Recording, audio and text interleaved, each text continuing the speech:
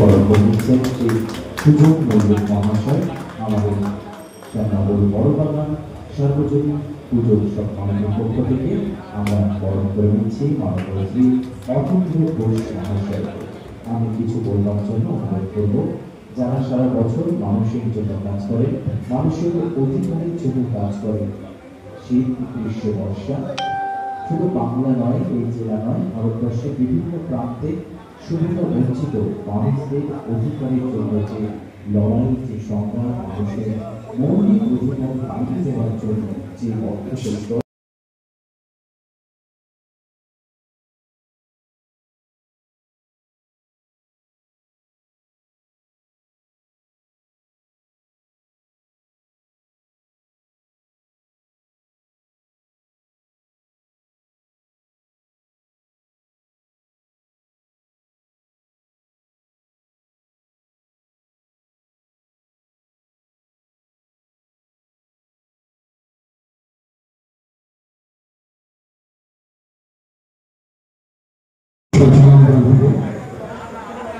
আপনার সুন্দর কণ্ঠে আমাদের সবার যে অধিকার সম্বন্ধে আপনি ছোট্ট একটি বক্তব্য রাখলেন, সেটা শুনে খুব খুশি হলাম।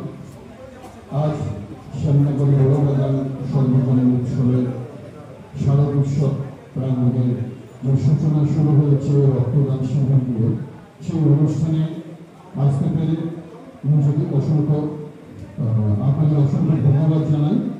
আর অসংখ্য ধন্যবাদ জানাই আপনাদের সবার পুরো কাছের মানুষ কৃষ্ণ, যে আমাকে আপনাদের এই অঞ্চলে আহ্বান করেছে। আমি অতি সাধারণ একজন মানুষ, কিছু অসাধারণ কাজ করে থাকি মানুষের অধিকার নিয়ে। যে অধিকার মানুষকে দিয়েছে সংবিধান, আমাদের মানব অধিকারের 30 আর্টিকেলস, যেটি ভারতবর্ষের সংবিধানে লিপিবদ্ধ।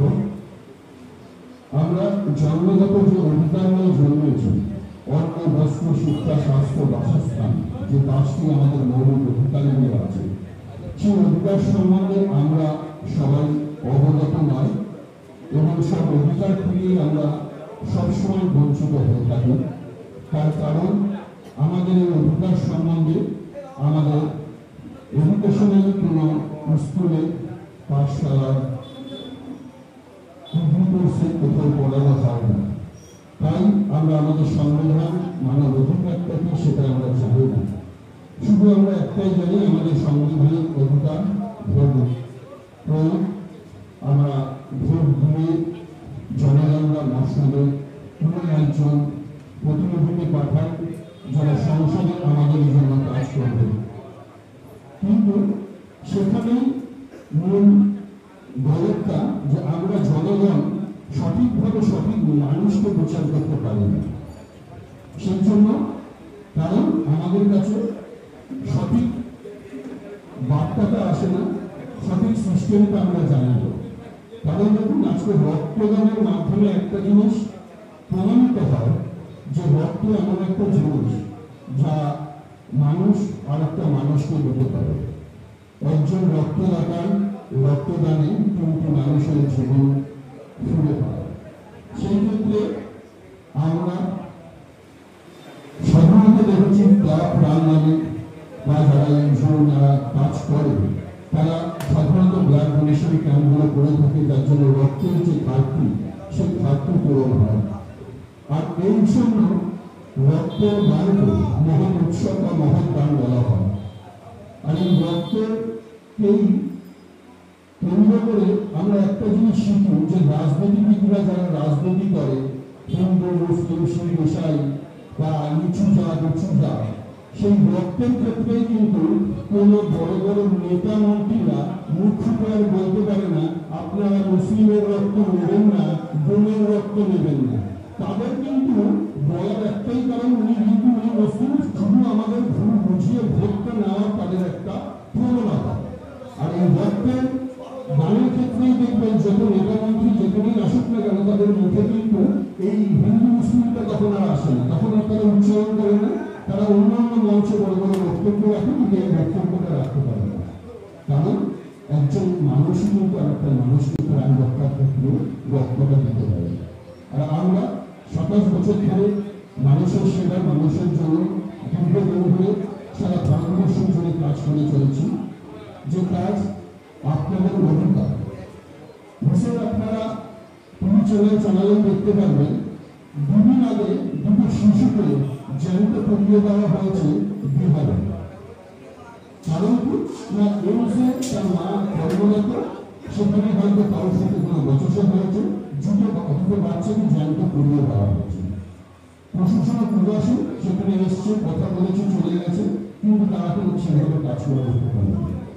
একমাত্র আমাদের সুপ্রিমিয়ার ইন্ডিয়া হিউম্যান রাইটস প্রতিনিধি কালকে সেখানে যায়, পরিদর্শন করে, এবং সেই পরিদর্শনের পরে তারা থানায় গিয়ে সেই কমপ্লেনের যে কি করেছে কি না করেছে, এবং আজ সকালে এই দুদিন ধরে যে অপরাধী তিনি অ্যারেস্ট হয়ে আজকে সকালে, কালকে আমাদের যাওয়ার পরে আজকে সকালে তাদেরকে অ্যারেস্ট করা হয়েছে। কারণ মানবাধিকার এমন একটা জায়গা, আপনি মানবাধিকারের লড়াই যদি আপনারা সামিল হন বা মানবাধিকারটা যদি আপনি শিখে যান, জেনে যান, তাহলে নিজেদের অধিকারটা নিয়ে লড়তে পারবেন। যখনই যে সরকার ভারতবর্ষের থেকে এসেছেন কেন, কোনো সরকার কিন্তু মানবাধিকারকে নিয়ে আপনাদেরকে শেখায়নি, জানাননি। কারণ আপনি যদি আপনার অধিকারটা জেনে যান, শিখে যান, তাহলে আপনি আপনার অধিকারটা চাইবেন। আপনাদেরকে ভুল বোঝাতে পারবে না, আপনারা কারো ঝামেলা করবেন না। সেই জন্য মানুষকে যতক্ষণ এডুকেশনে পিছিয়ে দেওয়া যায় ততটাই সুবিধা। বাবা সাহেব আম্বেদকর কিন্তু বলে গিয়েছিলেন, যে কোনো সরকার আসুক না কেন আপনাদেরকে ফ্রিতে সবকিছু দেবে, যেটা দেবে না সেটা শিক্ষা। কারণ শিক্ষা মানুষের বিকাশ ঘটায়, শিক্ষা ন্যায় আইনের শেখায়, শিক্ষায় মানুষকে চেতনা আনে। তা শিক্ষায় যদি মানুষের মধ্যে না থাকে, তাহলে মানুষ বিবেক বুদ্ধিতে আসবে কি করে, বা মানুষ মরবে কি করে। সেই জন্য ভারতবর্ষের ইতিহাসে হয়তো অনেক মানবাধিকার সংগঠন আছে, কিন্তু আজ অব্দি কোনো মানবাধিকার সংগঠন বা কোনো সরকারি জায়গা থেকে মানবাধিকার সংক্রান্ত কোনো কৃতা মানে গোল বা পুস্তক কোনো সময় কিন্তু প্রকাশিত হয়নি। আমরাই প্রথম যে ভারতবর্ষের মধ্যে মানবাধিকারের বই নিয়ে এসেছি মানুষকে সচেতন করার জন্য, মানবাধিকারের ছোঁয়া নাই। এবং এই বইটি দুবার প্রকাশিত হয়েছে যদি কলকাতায় প্রেস ক্লাবে, এবং পৃথিবীর সংখ্যাটা শুরু হয়ে গেছে। হয়তো এবছর না হলে সামনের বছর প্রথমের দিকে হয়তো মানুষের কাছে সেটাকে পৌঁছে দেওয়া হবে। আমাদের একটাই লড়াই, যে মানুষকে তার অধিকার সম্বন্ধে জানিয়ে দেওয়া। কারণ একটি মাতৃগর্ভ যখন একটি সন্তান জন্মের ধারণটা করে, তখন থেকে তার অধিকারটা, সে হিন্দু হোক, সে মুসলিম হোক, সে মহিলা হোক, সে পুরুষ হোক বা সে থার্ড জেন্ডার হোক না কেন, অধিকারের ক্ষেত্রে সকলেই সমান। এটা আছে, কিন্তু সেটা কি আমরা পাই না। আপনারা চেনেন, আপনারা আমার থেকে আপনারা ভালো জানেন যে সোশ্যাল ওয়ার্কার আছে, দাবি আছে আপনাদের এখানে উপস্থিত, এবং আমাকে বলেছে দাদা আপনি আসুন, আপনাকে ভালো লাগবে। আর মানবাধিকার সম্বন্ধে মানুষকে সচেতনতা করতে চাই। আপনি যেগুলো বলবেন, যদি আমাদের এখানে অ্যাওয়ারনেস ক্যাম্প করা যায়, সেগুলো আপনি জেনে যান, তাহলে আমরা সেগুলো করবো। আমরা সবসময় চাই যে মানুষ সচেতন হয়, তার জন্য আমরা অ্যাওয়ারনেস নিই, সব জায়গায় কেউ ছোট ছোট করে থাকে ভারতবর্ষের নানা প্রান্তে, এবং অসুবিধা নেই। আপনারা যদি মনে করেন যে এরপরে কোনো একটা দিন সবাইকে নিয়ে কোনো একটা জায়গায় বসে চা খেতে খেতে গল্প করতে করতে আমরা আমাদের অধিকারের সম্বন্ধে জানতে পারবো, কাজ করতে পারবো, অনেক সেটা করবো, কোনো অসুবিধা নেই। ধন্যবাদ।